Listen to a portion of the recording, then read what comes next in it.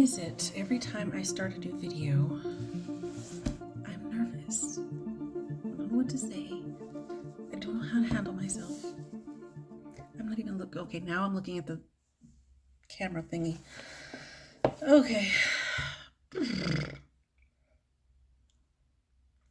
Hi everyone, I'm April, and you're watching The Tangled Cat Speaks. I don't know why I keep leaning into the camera. I'm gonna lean back just a little bit. You are watching The Tangled Cat Speaks, and I'm going to be doing a craft and book edition combined.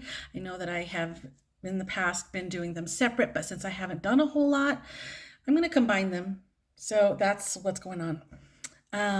It's been quite a while since I have last uploaded anything, and the reason being I kind of have been going through some emotional stuff. Not really going to talk about it, but I found something that has been making me kind of stay sane because I haven't been wanting to knit or read or crochet or anything. I haven't even been watching TV shows and movies, except for the couple of times that my son has taken me out to the theater.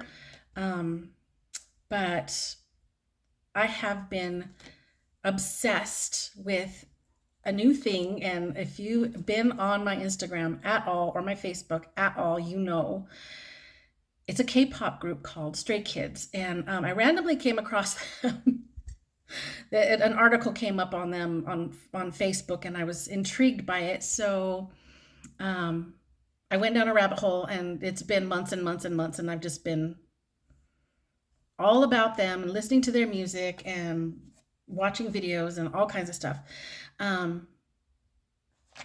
One of the things that I have been reading or have read already, I had to get this Rolling Stone UK version because they are on the cover, and there is like a whole giant spread of photos. I think the photos are just 18 pages, but the whole interview, there was a group interview, and then there was an interview with all 8 of the members. Anyway, I was obsessed and had to order it from the UK because that's where my brain is right now.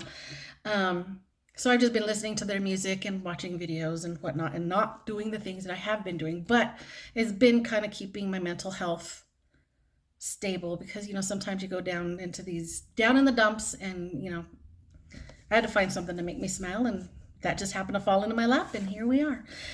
So as far as other things that I have been reading, I think I've been reading this book since at least August, maybe July. This is The Name of the Rose by Umberto Eco. And I am actually really, really enjoying it. It's sort of a murder mystery set in, I think, like medieval times, like in the 1200s, maybe. I'm not sure.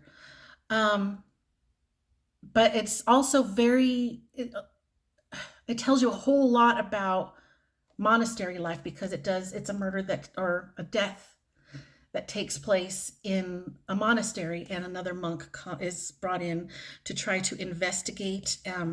So you learn, it's very heavy on the monastic life and how they live, how they eat, how they pray, how they, only certain monks are allowed to do certain things. It's very, very deep in that.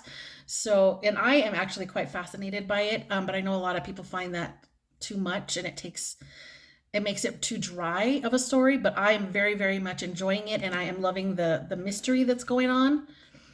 The thing about this book that makes it hard, because I did hear that this was a very difficult book to read, is because it is set in a monastery. There tends to be a whole lot of Latin phrases, and they are never defined. There's no appendix in the back that tells you what they mean.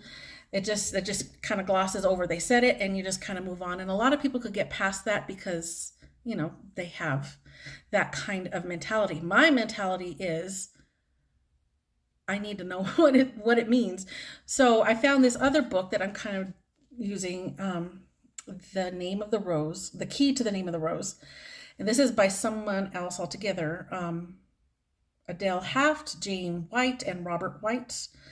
And it's got all kinds of things in here. It talks about the different real life people that are mentioned in the book because it's a historical fiction. And it's got notes on different locations and all kinds of stuff. So there's a whole lot. But what I'm using it for is there's a whole section here that tells you every single Latin phrase in the translation, and it has it, you know, by page, and then what is it? Page, and then like line number, kind of like where you could find it in this book. So like if you see a Latin phrase in here, you check the page and then kind of the line of where it is on the page, and then you can look it up in this book, and then it tells you. And it doesn't, I don't think that it would take away from the story if I didn't look those things up, which is probably why it was never, an appendix was never added to this book. But I find it very fascinating. However, like I said, I haven't been really taking the time to sit and read a whole lot. So I've only gotten this much done, not even a quarter of the way through since August, maybe July. But I am very, very much enjoying it when I do sit down to read it. Now for for October, one of the things that I really, really wanted to read was this book by Roger Zelazny. And gosh, I think this was like 1997. 1993. And this is called A Night in the Lonesome October. And I love this cover. There's so many things going on with it. This is a Dracula looking figure. There's a Frankenstein looking dude, and a witch, and a cat, and a snake, and I don't know, he kind of looks like maybe a monk. But the thing that I wanted to do with this book is it's written for each chapter is a day in October. So instead of chapter numbers, it says October 1st, October 2nd, so on, so on. So I am actually a little bit behind. So right now I'm only on October 23rd. I'm on October 23rd. And I think right now that I'm recording this is the 27th. So I'm a little bit behind, but that's okay. I am almost done with this book. So I started reading this a little bit late, but I finally got a little bit over that hump of not wanting to do the things that I normally love doing, and picked this up. And I'm glad I remembered it, because I really, really wanted to do the whole day by day thing. And I wish I had done it from the beginning of the month, but I'm glad that I'm doing it now, and I'm very much enjoying it. It's about these people, and I'm still not exactly sure what their intent is. They keep talking about openers and closers, and there's kind of like a portal of some sort that they're trying to get to, but it's only going to happen on a certain night of the month. I think it's going to be on October 31st, but there's also a certain moon event that's going to be happening at the same time, so that's why it has to wait. But the whole story is the build up to this thing. There's all of these different quote unquote players and what they're going to do, and the closers are against the openers. Some people want it opened, this portal, and other people want it closed. And these people have companions. They're some sort of animal companion. So one guy has a dog, and this dog, he can actually talk to this dog. And there's another one that has a cat, and there's one, the snake. There's a albino raven. There's I think there's a rat and a squirrel and an owl, and all these animals. But the people themselves are this sort of like a supernatural, paranormal. They all have some sort of paranormal things going on with them, and all of these people are trying to do this weird thing during this specific moon event on October 31st. But I haven't really quite figured out what is going on yet. And even though we're like almost right here, but it's basically, it's basically some sort of game, and I'm really, really enjoying it. I've actually been reading it quite quickly, especially compared to this guy. But I'm enjoying it, and I'm glad that I have finally gotten over this little bit of a slump of where I haven't been wanting to do anything. So I'm having a lot of fun with this, and I'm not even going to tell you what I'm going to read in November, because I don't even know yet. I'm not going to, I did read a few other things way early back in like end of July and early August, but I don't honestly remember them. They were short stories, like less than 30 pages each, that I had been reading on my Kindle from Prime Reading. I don't even remember what they were. I don't remember what they were about. I'm sure I could look it up, but I don't feel like taking the time. I'm just going to talk about these couple of things, and then next month I'll see what what I have going on then. So that brings me to the knitting. Yay, and kind of not yay. I have one project that I've been working on that I don't have right here with me because it's in my car. It's the poncho, a black poncho that I have been making for my sister, for one of my sisters, and I have made progress on it. It's a 5 skein project, and I'm halfway through the 4th skein. So I'm making some progress on it, but it's very, very slow going because, again, this whole slump that I've been in. But like I said, I've been coming out of it in the last couple of weeks. So I've been working on it little by little. I keep it in my car so that I can work on it, if I'm out somewhere and I just want to pick up something that I don't have to really pay too much attention to, because at this point I've figured out the pattern, the crochet pattern, and I don't need to look at the downloaded pattern anymore. So I keep that with me, and I've been working on it little by little. And then the other thing that I'm working on is for my other sister, which is a pair of socks.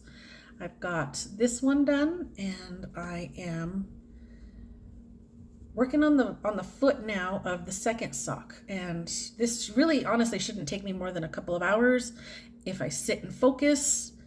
But you know what happens when April gets excited and starts getting her mojo back? She wants to start new things. And what I did was, hold one second, please. I'll try to cut this out because that's going to blind you. Sorry. Or maybe I'll leave it in because, why not? I ordered some yarn. I want to say end of August maybe, because Toad Hollow is doing their Halloween type themed advent kind of thing, and I really, really, really wanted this one because it has to do with the board game Clue. And I love the movie Clue. I kind of remember playing the board game Clue, but it wasn't like my favoriteest game ever. But the movie Clue with Tim Curry and Madeline Kahn and Eileen Brennan, love, love, love, love, love, love, love that movie to death. Speaking of which, the University of New Mexico here has a theater called Pope Joy Hall. And they are putting on a play version of the movie. And I am super excited. I got a ticket and I'm going next weekend. Super, super, super excited because I love that movie. And I really hope that they do a good job with it. I'm sure they will, because there's a whole lot to play with in that movie. But back to the yarn. It's all of the names, and I've already ripped into all of this, even though the Advent was supposed to be like 13 days leading up to Halloween. I've already broken into the yarns because I really wanted to plan out the colors. Probably defeats the whole purpose of it, but whatever. It's my life. Here's one called Mrs. Peacock. Mrs. White, which is Madeline Kahn's character. I'm not going to show these because the actual yarns, because I don't want to spoil anything for anybody if they haven't started yet, and some of these are probably way closer to the end of the month anyway. Let's see, this is the conservatory. So they're all based on characters and places within the big mansion kind of place in the game Clue. I will show you what I started working on. I'll kind of give you a little flash of it. Beep. And let's see if I can do this kind of gracefully. No, I'm not going to do it. Never mind. I'll put in a picture here of what I'm working on. It's the counterpoint shawl, and I've made one before. I'll put a picture of that as well. I've made one before back in 2020 for the Halloween Advent that Toad Hollow did then. So here we are 4 years later. I'm making another version, and I had been really, really wanting to remake this shawl because I love the one that I have so much. It's so colorful and fun. It's got a lot of short rows. It's rectangular, but it's got short rows, so you've got these opposite running crescent swoopy kind of triangles. Very, very fun to make, and I was really wanting to get further along on this and hope to have it done by the 31st, since this is supposed to be an Advent leading up to Halloween. But I don't think I'm barely on the first color, and like I said, it's already the 27th. But I know that I'm going to enjoy making this shawl, and I already am enjoying the colors, and I very much enjoy the one that I already made. So super, super happy about that. That's really all I've got going on. I don't, yeah, blah, blah, blah, blah. I have some projects that I've still been trying to work on that I would like to get back to as soon as I finish these three things. These are going to be my immediate focus. So we will see what happens the next time I decide to upload. And I hope that there is a lot more, and I hope that this slump just kind of goes away. And I will see you all again next time. Thank you again for sticking around and being here when I erratically upload things. I